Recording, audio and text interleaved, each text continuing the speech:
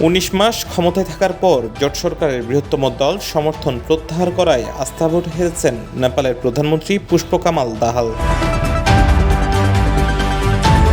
শুক্রবার ভোটে জয়ের জন্য প্রয়োজনীয় সংসদের নিম্নকক্ষ হাউস অফ রিপ্রেজেন্টেটিভের অর্ধেকের বেশি সদস্যের সমর্থন পেতে ব্যর্থ হন পুষ্পকামাল দাহাল। স্পিকারের ঘোষণায় উঠে আসে তার শোচনীয় পরাজয়। মাত্র 63টি ভোট পক্ষে যায় পুষ্পর, তার বিপক্ষে যায় 194টি ভোট।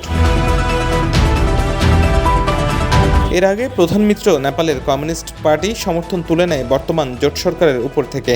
নেপালি কংগ্রেসের সঙ্গে হাত মিলিয়ে সংসদে আস্থা ভোটের প্রস্তাব আনে। এতেই শোচনীয় পরাজয় হয় পুষ্পকামাল দাহালের।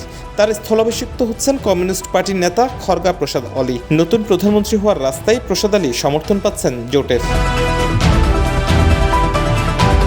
Desk news, CBN TV, USA।